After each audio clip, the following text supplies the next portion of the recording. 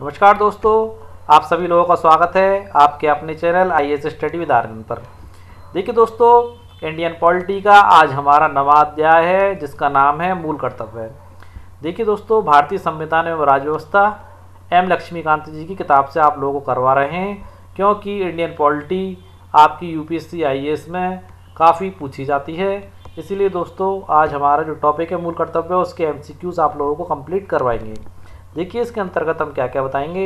षोडशिंग समिति की सिफारिशें बताएंगे, मूल कर्तव्य बताएंगे, विशेषताएं बताएंगे, महत्व बताएंगे, वर्मा समिति की टिप्पणियां बताएंगे। ओके दोस्तों, आगे बढ़ते हैं आज के प्रश्न की ओर।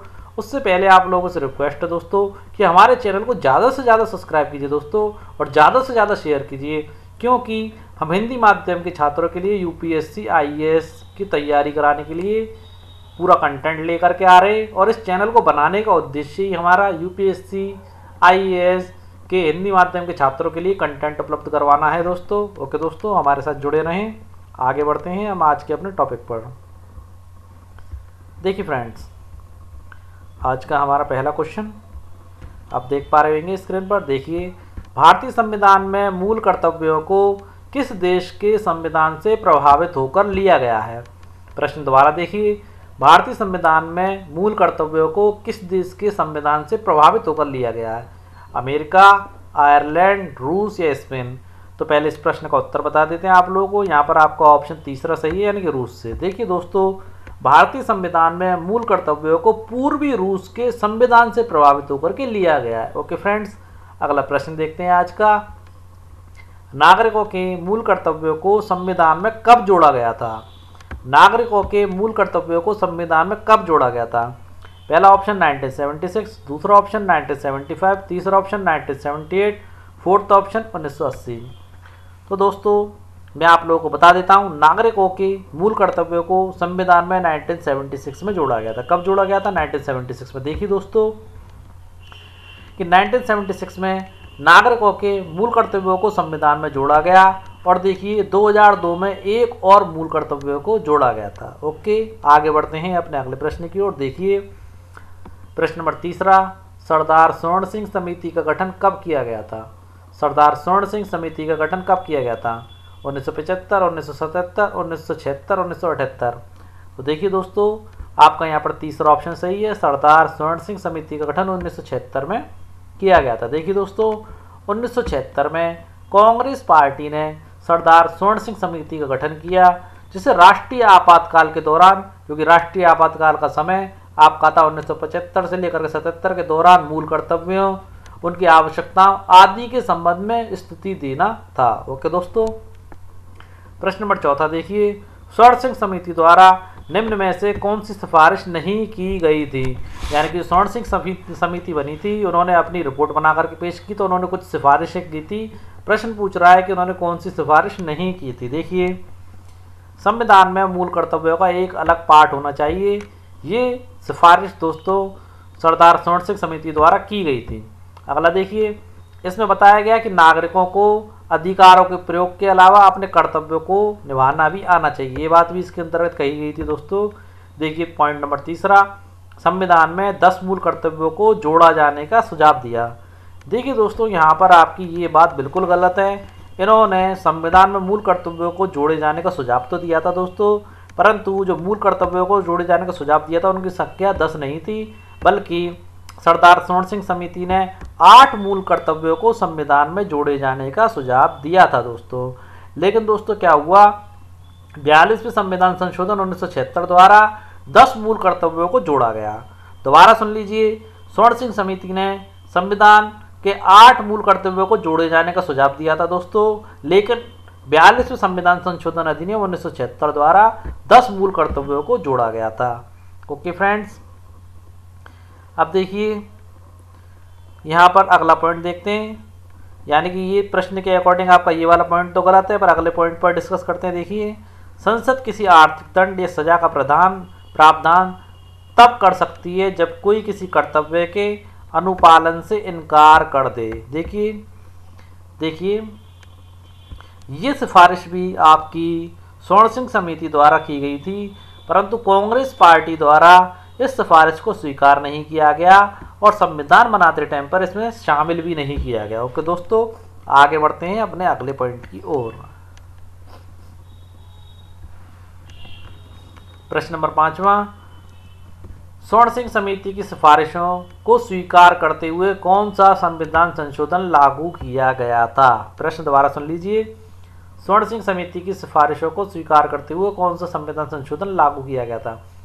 42वां संविधान संशोधन अधिनियम 1976, 44वां संविधान संशोधन अधिनियम 1978, 93वां संविधान संशोधन अधिनियम 2006। तो आप लोगों को बता देते हैं दोस्तों, यहाँ पर स्वर्ण सिंह समिति की सिफारिशों को स्वीकार करते हुए 42वां संविधान संशोधन लाया गया था 1976 में। देखिए दोस्तों, केंद्र में कांग्रेस सरकार ने स्वर्ण सिंह समिति की सिफारिशों को स्वीकार करते हुए 42वें संविधान संशोधन अधिनियम 1976 को लागू किया था। आगे बढ़ते हैं अपने अगले प्रश्न की ओर।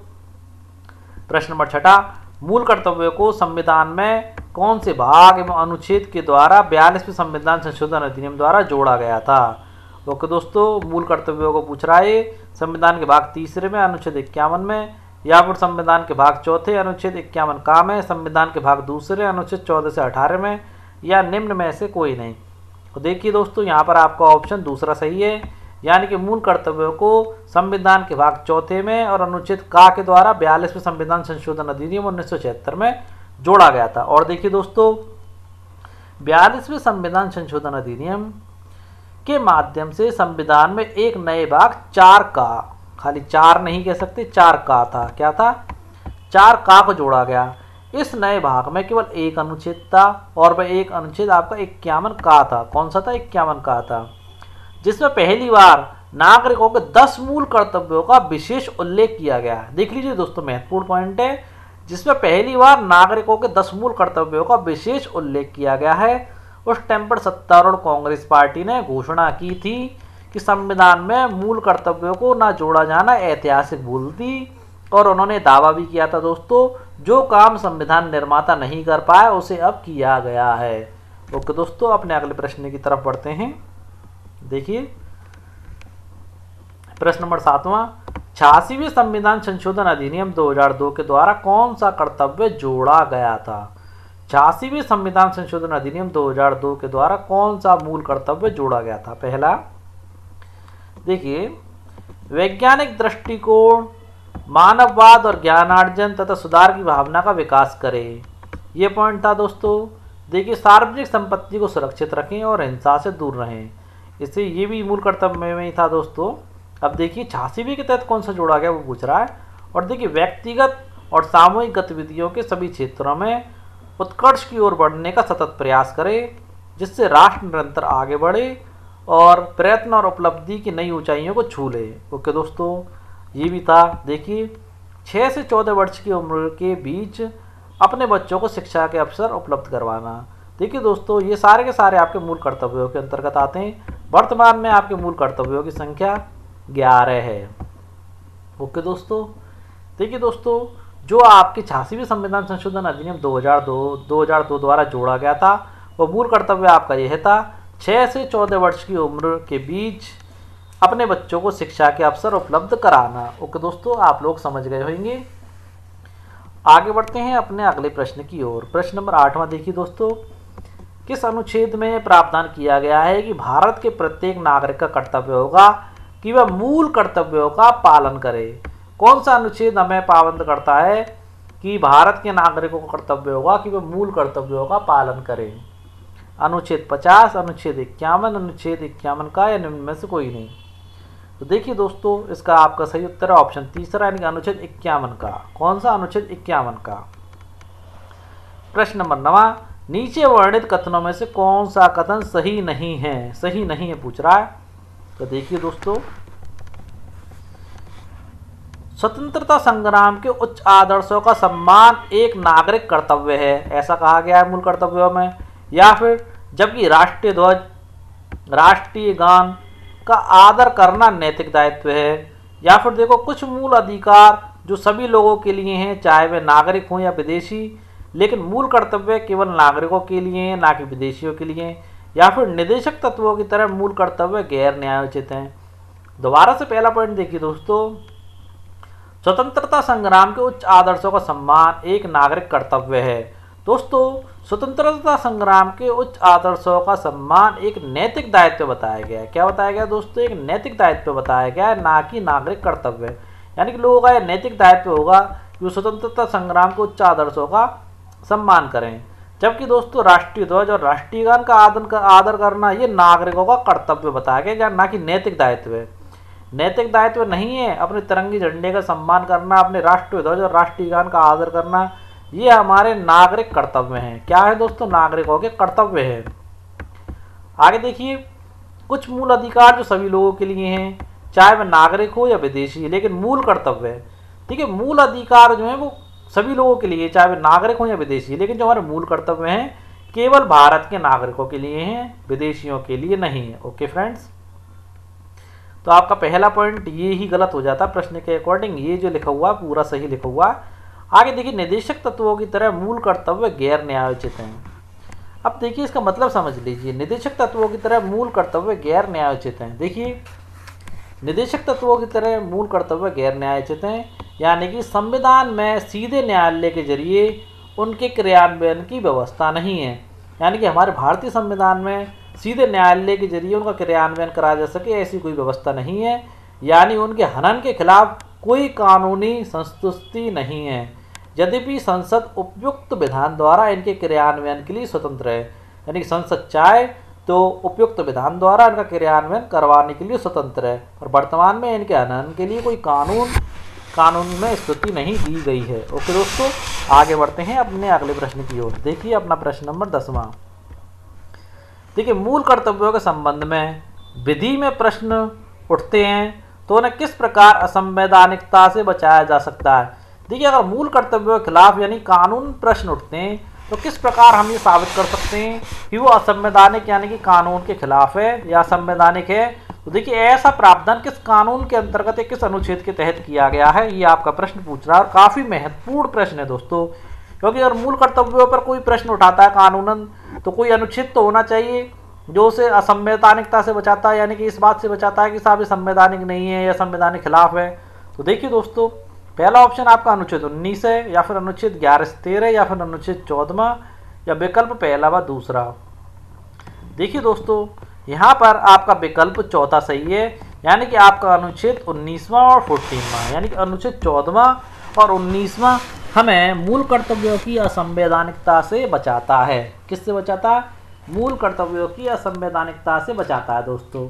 ओके दोस्तों, यहाँ पर एक बात और बताना चाहूँगा इस प्रश्न के साथ ही। देखिए दोस्तों, मूल कर्तव्य अदालत को किसी कानून की संवैधानिक वैधता, सुन लीजिए ढंग से, किसी अदालत को किसी विधि यानी कि कानून की संवैधानिक वैधता और उसके परीक्षण के संबंध में सहायता करते हैं। क्या करते हैं? मूल कर्तव्यों का मुख्य काम क्या है? अदालत में किसी कानून की संवैधानिक वैधता और उसके परीक्षण में सहायता करना। अब देखिए, समय क्या था? 1992 का।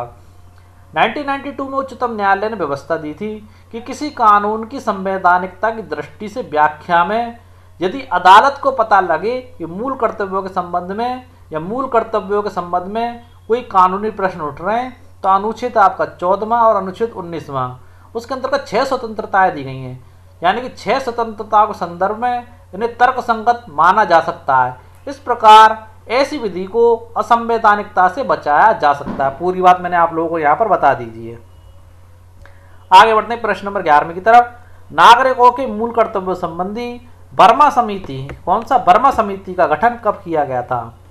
1996, 1997, 1998 या 1999?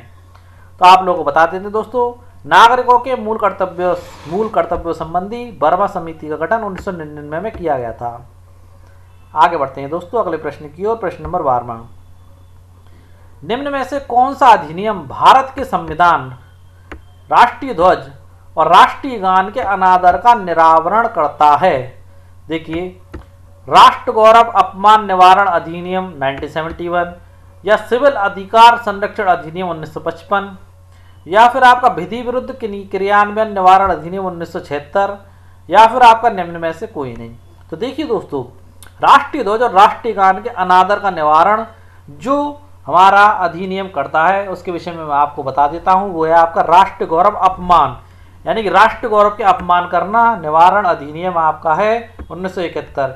यह भारत के संविधान, राष्ट्रीय ध्वज और राष्ट्रीय गान के अनादर का निवारण करता है। कोई अगर करता है तो सजा का प्रावधान भी इसके तहत ही किया जाता है। ओके दोस्तों, आगे देखिए सिविल अधिकार संरक्षण अधिनियम 1955। देख लीजिए, यही जान लीजिए कि जो अधिकार दिया गया सिविल यानी कि जमीन संबंधित विवाद का, ये किस लिए दिया गया था 1955 का, तो आप लोगों को बता देता हूं दोस्तों।